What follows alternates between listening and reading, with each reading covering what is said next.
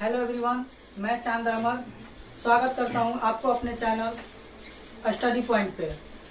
आज हम पढ़ेंगे क्लास 10th मैथ का जो चैप्टर नंबर 1 है वास्तविक संख्या, वो आज हम सीखेंगे। उससे पहले एक मोटिवेशनल लाइन आपके लिए भी और मेरे लिए भी। रोज हम वीडियो को स्टार्ट करेंगे अपने मोटिवेशनल लाइन से, ताकि हमको भी मोटिवेशन मिले और आपको भी मिले।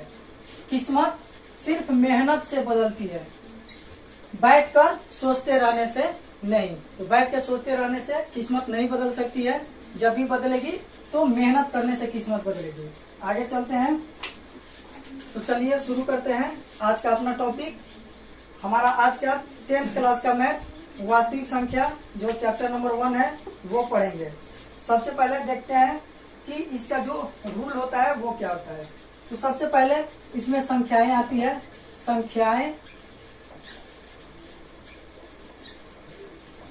संख्याएं जो होती है मेनली दो तरह की होती है। एक होती है वास्तविक संख्या, वास्तविक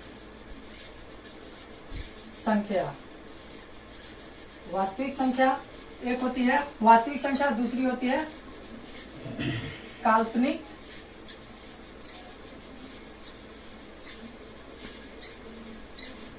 संख्या है। दूसरी होती है काल्पनिक संख्या है। ठीक है, तो काल्पनिक संख्या है तो हम बाद में पढ़ना है, जब 11th क्लास में जाएंगे आगे तो वहां पढ़ना है 11th क्लास में।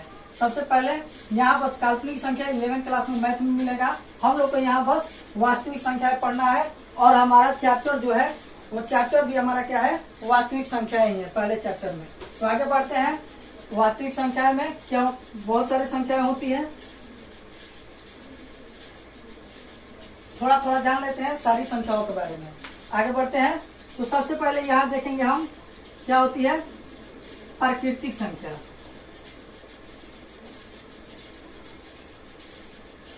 प्राकृतिक संख्या किसे कहते हैं? प्राकृतिक संख्या गिनती के सारे संख्याओं को, गिनती के सारे नंबरों को हम प्राकृतिक संख्या बोलते हैं। जैसे 1, 2, 3, 4 और भी बहुत सारे नंबर, हम इसको बहुत सारे नंबर है लिखने चले तो बहुत बढ़ जाए, फिर भी सारी संख्याएं नहीं आएगी। उसके बाद होती है प्राकृतिक संख्या के बाद आती है पूर्ण संख्या। पूर्ण संख्या बोलते हैं, जैसे पूर्ण संख्या किसे बोलेंगे कि गिनती के नंबर में जो प्राकृतिक संख्या है उसमें गिनती के नंबर में अगर हम 0 को भी ऐड कर ले, मतलब 0 भी लगा दे, तो वो सारी हमारी क्या होती है, पूर्ण संख्या हो जाती है। उसके बाद आता है हमारा पूर्णांक संख्या।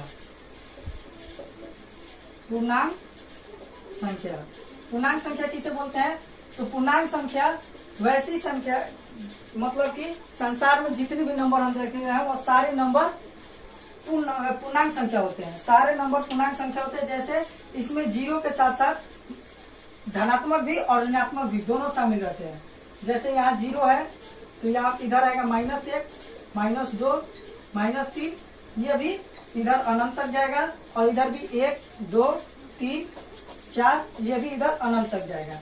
इस संख्याओं को हम प्राकृतिक संख्या पूर्ण संख्या बोलते हैं, पूर्णांक संख्या बोलते हैं। ठीक है, ये पूर्णांक संख्या हो गया, प्राकृतिक संख्या हो गया और पूर्ण संख्या हो गया। एक और संख्या समझ लेते हैं, दो संख्या, परिमेय संख्या और अपरिमेय संख्या। परिमेय किसे बोलते हैं? परिमेय संख्या बोलते हैं वैसी संख्या है जो P/Q के रूप में रहे। वैसी संख्या जो P/Q के रूप में रहे उसे परिमेय संख्या बोलते हैं। जैसे कोई भी संख्या ले लेंगे वो P/Q के रूप में होना चाहिए, उसे परिमेय संख्या बोलेंगे। इसके साथ एक और रूल है कि जो Q होगा वो कभी भी 0 नहीं होगा। Q जो होगा वो कभी भी 0 नहीं होगा। और एक होती है कि P और Q का जो HCF होगा, HCF मतलब मौसा, वो मौसा जो होगा वो हमेशा 1 होना चाहिए। मौसा क्या होना चाहिए? 1 होना चाहिए। ठीक है, उसके बाद आती है अपरिमेय संख्या। इसके आगे आती है अपरिमेय संख्या।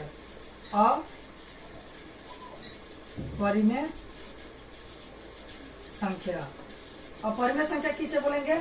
तो इन सारे रूलों को जो फॉलो ना करेगा उसको अपरिमेय संख्या बोलते हैं। परिमेय संख्या के रूल को अगर फॉलो ना करे तो वो, अगर परिमेय संख्या में अगर बाटा में 0 आ जाए, अपरिमेय आ जाए, या फिर HCF 1 ना आए, वैसी संख्या को हम अपरिमेय संख्या बोलते हैं। ठीक है, इतना बात समझ में आया। उसके आगे हम चलते हैं अब अपने मेन टॉपिक पे। हमारा टॉपिक क्या है वो देखते हैं। ठीक है, चलिए आगे चलते हैं आज के अपने टॉपिक पे। तो सबसे पहले हम लोग का होता है क्या, यूक्लिड विभाजन परिमेय है। यूक्लिड विभाजन परिमेय में होता है, लिख लेते हैं हम यूक्लिड विभाजन परिमेय।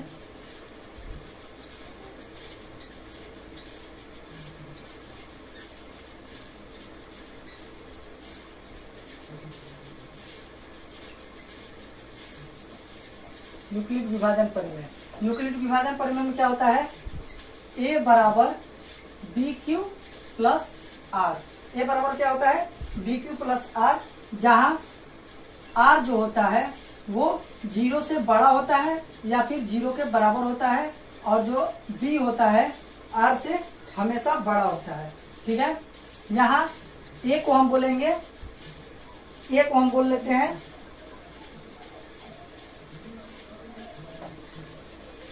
ये जो होता है आर 0 से हमेशा बड़ा होता है या फिर 0 के बराबर होता है, और आर बी से हमेशा छोटा होता है, जहां क्यू हमारा भागफल है और आर जो हमारा होता है वो शेषफल होता है। आगे चलते हैं, इसी पे हमारे सारे मैथ्स बनेंगे। चलते हैं आगे मैथ की तरफ, देखते हैं पहला क्वेश्चन। हमारा पहला क्वेश्चन है, निम्नलिखित संख्याओं का HCF ज्ञात करने के लिए यूक्लिड विभाजन एल्गोरिथम का प्रयोग कीजिए। देखते हैं पहले क्वेश्चन का पहला भाग, यहाँ लिख लेते हैं प्रश्नावली। प्रश्नावली 1.1 का जो पहला क्वेश्चन में पहला पार्ट है उसको देखते हैं। तो पहला पार्ट है 135 और 255, 135 और 255, ये हमें यूक्लिड विभाजन परिमेय से हल करना है। ठीक है, तो यूक्लिड विभाजन परिमेय से हल करके इसका HCF निकालना है। तो सबसे पहले यहाँ हम लिखते हैं 225 जो होता है वो 135 से बड़ा है। ठीक है, तो ये आगे बढ़ते हैं, 225 बराबर 135, हमको किस रूप में लिखना है, a बराबर बी क्यू प्लस आर के रूप में लिखना है। ठीक है, तो यहाँ हम लिखते हैं, तो यहाँ चेक करके देख ले रहे हैं, 135 से हम क्या करेंगे, 255 में भाग देंगे। कितने बार में जाएगा, एक बार में, 135। ठीक है, घटाएंगे 0, ये आएगा हमारा 9, और ये कुछ नहीं, कट गया। यहाँ क्या आएगा, 135 गुना 1 प्लस 90। ठीक है, ये काम हम जब तक करेंगे, ये काम हम तब तक करेंगे जब तक हमारा शेषफल यहाँ क्या ना आ जाए, 0 ना आ जाए। जब तक 0 नहीं आएगा तब तक हम ये काम करते रहेंगे। अब इस संख्या को यहाँ फिर से लिखेंगे उसी तरह, 135 बराबर 90। ठीक है, और फिर अब ये 90 यहाँ लिख देंगे और इससे फिर से भाग देंगे, 90 में 135 से भाग देंगे, ये एक बार में जाएगा 90, बचेगा कितना, 45। ठीक है, तो ये फिर भी अभी 0 नहीं बचा, अभी 0 नहीं बचा, आगे बढ़ते हैं, फिर इसको ले जाएंगे एक बार में प्लस 45, अभी भी 0 नहीं बचा, फिर इसको आगे बढ़ाएंगे। यहाँ इस बार लिखेंगे ये वाला नंबर यहाँ पे बराबर, और जो यहाँ 45 शेष बचा था उसको यहाँ पे, फिर अब 45 से ले जाएंगे उसमें, यहाँ करके हम देख सकते हैं साइड में कहीं भी, 45 से ले जाएंगे 2 बार में 90। अब यहाँ कट गया, या हमारा शेष क्या बच गया, 0 बच गया। तो यहाँ कितने बार में गया, 45 गुने 2 प्लस 0, यहाँ हमारा शेष क्या आ गया, 0 आ गया, 0 आ गया। तो जब भी हमारा शेष 0 आ जाए, जब तक 0 ना आए तब तक ये काम हम करते रहेंगे, और जैसे ही 0 आ जाएगा, 0 के जस्ट ऊपर वाला नंबर को हम HCF बोलते हैं। 0 के जस्ट ऊपर आएगा, या लास्ट बार जिस संख्या से हम भाग दिया है उस संख्या को हम क्या बोलेंगे, उस इन दोनों संख्याओं का HCF बोलेंगे। तो यहाँ लिखेंगे अतः यहाँ अतः यहाँ अंतिम भाजक 45 तथा शेष 0 है। इसीलिए 135 और 225 का जो एचसीएफ होगा, 135 और 225 का जो एचसीएफ होगा वो क्या हो जाएगा 45। ये हमारा आंसर हो गया। अगर वीडियो अच्छी लगी हो तो प्लीज वीडियो को लाइक कीजिए, शेयर कीजिए और हमारे साथ जुड़े रहने के लिए हमारे चैनल को सब्सक्राइब करें और बेल आइकन को भी प्रेस करें। ठीक है, आगे चलते हैं। ये समझ में आया? इसके नेक्स्ट पार्ट पे चलते हैं, आगे बढ़ते हैं। ठीक है, चलिए आगे बढ़ते हैं अपने नेक्स्ट क्वेश्चन की तरफ। अगला क्वेश्चन है हमारा 196, दूसरा पार्ट है पहले क्वेश्चन का दूसरा पार्ट। 196 और 38,220। इसको हल करते हैं उसी तरह से, यूक्लिड विभाजन परिमेय से। जैसे हमने पहला क्वेश्चन किया था सेम इसको भी वैसे ही करेंगे। सबसे पहले लिखेंगे 38,220 क्या है, बड़ा है 196 से। ठीक है, आगे बढ़ते हैं। फिर हम वही काम करेंगे। इसमें 100 यहाँ लिखेंगे क्या, 38,220 बराबर 196।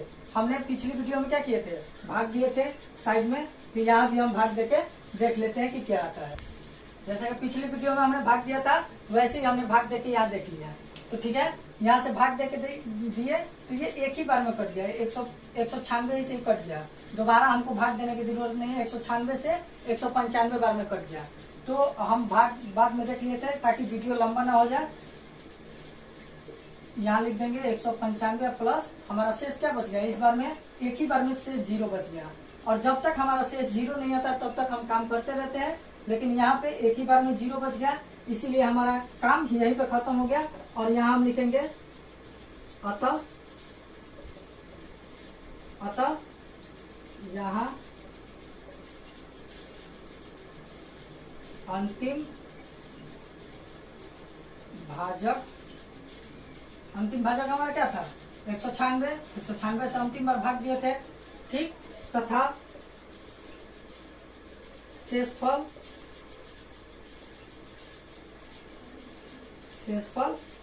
0 है। शेषफल 0 आ गया था एक ही बार में, इसीलिए 196 और 38,220 का जो एचसीएफ होगा वो क्या होगा 196 होगा। आंसर ये। ठीक है, आगे चलते हैं अपने नेक्स्ट मैथ की ओर और नेक्स्ट वीडियो की ओर। आप लोग एक स्क्रीनशॉट लेना चाहे तो ले सकते हैं ताकि हम इसको मिटा सके और फिर अगला बना सके।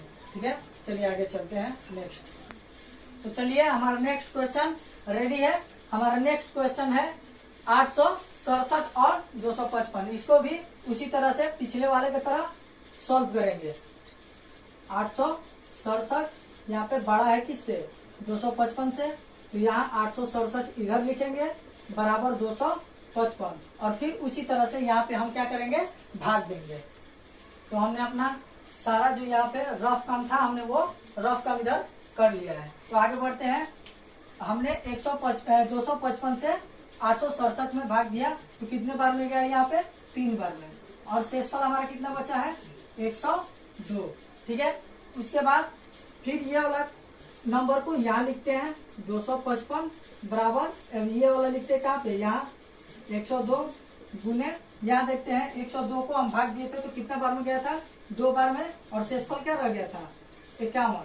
अभी भी ये हमारा शेषफल 0 नहीं है। जब तक शेषफल 0 ना हो तब तक हम काम करते रहेंगे। आगे बढ़ते हैं। फिर अब की बार ये क्वेश्चन लिखेंगे 102 यहाँ पे और 51 यहाँ पे। अब यहाँ कितना बार में गया है, 2 बार में।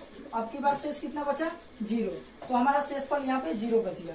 तो 0 के जस्ट ऊपर वाला संख्या या फिर अंतिम भाजक जिसे हम भाग दिए हैं वो संख्या हमारा क्या होती है, इन दोनों संख्याओं की एचसीएफ होती है। तो यहाँ लिखेंगे अतः यहाँ